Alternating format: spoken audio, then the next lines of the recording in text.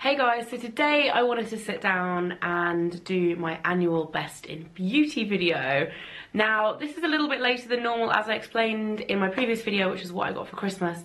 I actually took a couple of weeks off and therefore didn't film this over New Year, which I normally do. So it's a week late, but I hope you guys still enjoy it. I'm basically going to be talking you through my top beauty releases that came out last year, 2019, but also some new discoveries as well, so not all of them. I think most of them did actually come out last year, but not all of them.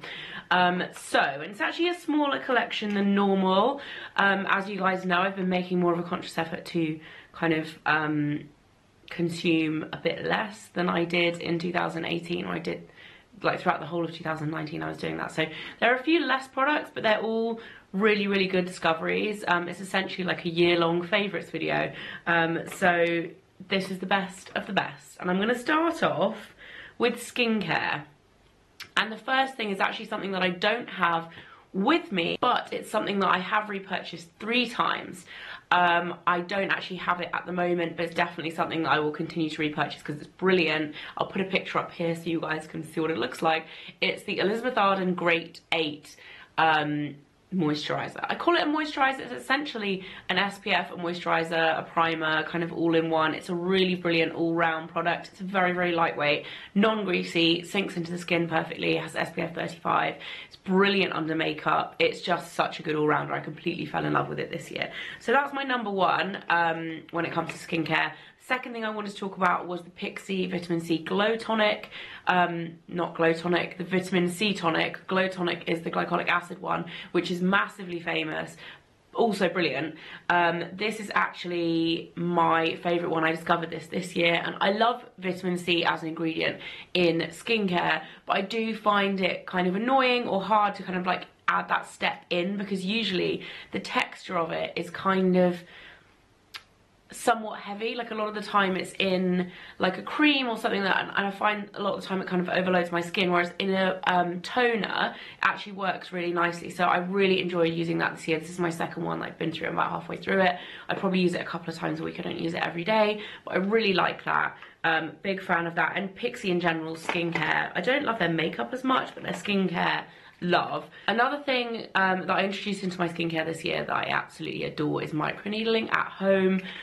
Like I said when I first spoke about this, would you call it a device? Tool. This tool is that I tried microneedling on a professional level before and really liked it.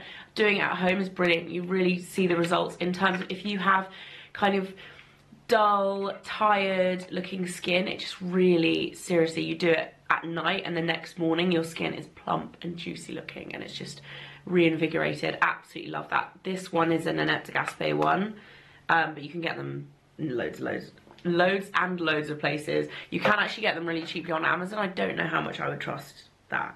I don't know. What do you guys think? Would you buy a cheap one on Amazon, or would you be hesitant? I'm hesitant about it because it's like going in my skin, you know.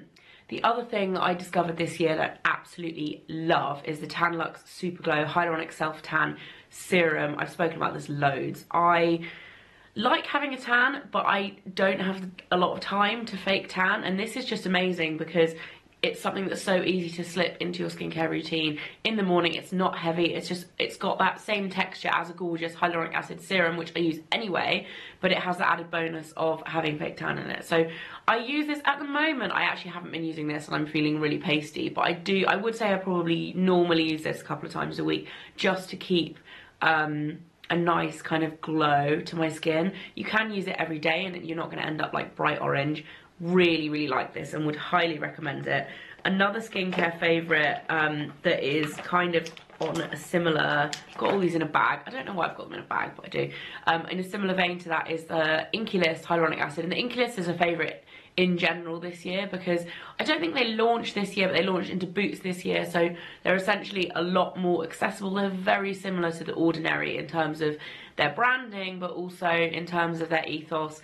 Their ingredients are the main kind of focal point. So with the hyaluronic acid serum, it's called hyaluronic acid, so you kind of know what you're getting. It does require a little bit of education in terms of ingredients if skincare isn't your thing. However, they're super affordable, really effective, and I love their hyaluronic acid serum. It's super lightweight. The packaging is really good as well, because it's really dinky and kind of portable. And then this is kind of a body product, but I'm going to put it with skincare anyway. Again, I've spoken about this quite recently. It's the CeraVe SA Smoothing Cleanser. So this is formulated with salicylic acid. It's for dry, rough, bumpy skin. And it's essentially a chemical exfoliant wash for your body, but you can also use it on your face. I use it on both, and I absolutely love it. It's a lot cheaper than the Ameliorite wash, which is essentially what it's kind of similar to. Available in Boots, brilliant. This has had rave reviews all of this year, and I was quite late to the party trying it, but it is worth the hype, big time, so good. And then kind of segueing from skincare to hair care, because I've only got two things and the makeup section is going to be a little bit longer. Two hair care favourites this year. The first one is something that I now can't live without, and if I don't use it, I didn't use it this time, I washed my hair and I feel like my hair is so yellowy. This is just brilliant if you're blonde. They also do a brunette version, but I'm not brunette, so I can't comment on how good that is. However, the Living Proof Colour Care Whipped Glaze Mousse is so fantastic. It's kind of like a leave-in conditioning mousse that has a toning element to it as well. So it's like a purple shampoo, but you put it in after you've washed your hair. Genuinely, this leaves your hair like actually a slightly different colour. Like, it is incredible, and it doesn't build up. You'd think a product like this would really build up. It doesn't. It goes in between washes, so you do have to use it every time. But if you don't love using purple shampoo, if your purple shampoo isn't working as well for you and you want something extra, I cannot recommend this highly enough. And it also works, like I said, kind of as a leave-in conditioner as well. It leaves your hair super soft. I don't actually have to use, normally I've got really knotty hair and I have to use leave-in conditioner every time I wash my hair in order to be able to brush it, but I don't have to with this. Like, it kind of does that job as well. It's brilliant. And then the other product for my hair that I've loved this year is the Hershesons Almost Everything Cream, which is brilliant. If you don't love a lot of product in your hair, which I don't, I wave my hair like this all the time or leave it straight. I have quite dry hair. I have a really dry scalp and dry skin at the moment. It's bad, actually. And my hair kind of is a reflection of that as well. So when I feel like the drier my scalp gets, the drier my hair gets, and it all just ends up being a little bit parched. And because I obviously lighten it as well, it's quite dry. And this is just a really good solution because it's a styling cream, but it also doesn't, it's not like a dry shampoo. I do still use like texturizing spray on the ends, but this is really good in terms of being like a nice definer, a little bit of a smoother, it's kind of just a little bit of everything. Love that. You supposedly can use it as a mask as well, but I mean, the bottle's too small. I'd use this whole bottle on my head.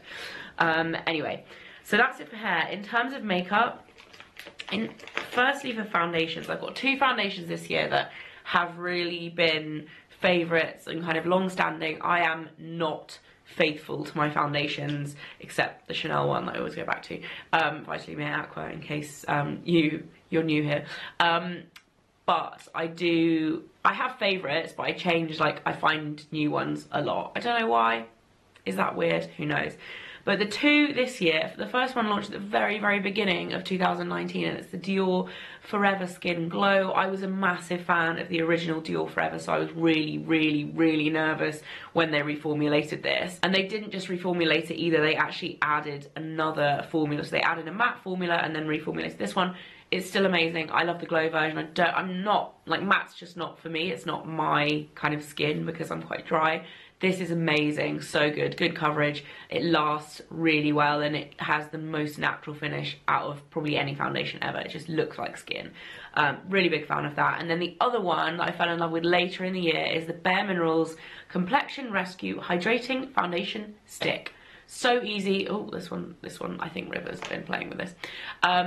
So easy if you're on the go. I literally draw this onto my face and then buff it in with a synthetic brush, or sometimes use a beauty blender, depending on what mood I'm in. The shade I wear is, I think it's number 3. Yeah, Buttercream, number 3. If you're wondering about the Dior, I wear 1.5N in Dior, and I'm a B20 to be 30 in the summer in Chanel, if you're wondering about that as well. So brilliant, really lightweight, really easy to wear. I actually didn't love the original, what was it called, Complexion Rescue, like the tinted moisturizer. I didn't really love that, but I love this. So good, easy if you are looking for something every day, on the go, fast, gives you a nice level of coverage and looks natural, but at the same time, it's not like heavy or cakey or too light. It's actually going to cover, but it looks fresh. That's my vibe, and I like that a lot. And then other things I've got in my mystery bag. This is kind of skincare makeup hybrid. It's from Becca. Again, I don't know how I haven't finished this, but I'm so close to finishing it. It's the Glow Elixir Serum. It's a Glow Nectar Brightening Hydra Complex. It's basically a serum slash primer. So nice. Again, if you've got dry skin, if you want some extra glow, if you want like a boost of hydration before you put your foundation on, if you find foundation quite drying to wear, amazing. So good, brilliant, and just really fresh. It smells like, initially the smell kind of put me off because it smells a bit like cucumbery and synthetic, but it hasn't irritated my skin at all. It's really good. Love that. Eyeliner. I've got really back into wearing liquid liner in the past 2 or 3 months. And my favourite one has been the Hourglass. This actually launched this year, and I got into it when it first came out, and then I stopped wearing liquid liner again. I have a love-hate relationship with liquid liner. Right now, we're in love. Sometimes we're not. It's the Voyeur waterproof liquid liner. This stuff doesn't budge. It's actually to the point where if you find it irritating when you can't get things off easily, this might not be for you. But if you have kind of watery eyes and you have trouble with keeping your eyeliner in place, this definitely is for you. It doesn't move, and it's black, and it's really easy to get a good cat eye as well. And then I also have 2 lip products. The first one being my Clinique. This has a preview sample sticker on it because it was a press sample, so in case you're wondering, it was. This is the Pop lipstick, the Even Better Pop in 04 Subtle. I've spoken about this before. This is the most easy to wear, comfortable your lips but better kind of shade I've ever used. It's unscented because it's Clinique, so it's very non-irritating. It's thick and kind of creamy, but it's not gonna move at the same time, you know what I mean? It's not too matte to the point where it won't budge at all, and it's kind of drying. I find that with matte lipsticks, but at the same time it's like nice and creamy, but it's not too movable. Like that a lot. And then the other one I've mentioned recently in my November favourites is my Charlotte Tilbury Pillow Talk. I can't remember the name. These are like the glossy lipsticks. Really big fan of this, along with the entire Pillow Talk collection. This looks really dark in the tube. It's not. It's like a really nice rosy natural colour. They're my 2 favourite lip products of the year. So the last but certainly not least product of 2019 for me is one that I actually don't have because mine just ran out, and I actually threw it away before I realised I was going to film this video, stupidly. But it is the Too Faced Damn Girl Mascara, which you guys will know I've spoken about quite a lot this year. If you like really like chunky lashes, you need to try this mascara. It's up there with the Marc Jacobs one, which is insane as well. It's very similar in terms of that like really thick lashes. It's so good, so brilliant. I'll definitely be repurchasing it. It looks like this. I'll insert a picture so you guys can see it. But yeah, that is it for this video. They are my top products of 2019, my ultimate favourite ones for the year that I've used and abused. And I hope you guys enjoy this video. I'll see you guys very soon. I hope you're all having a fab day.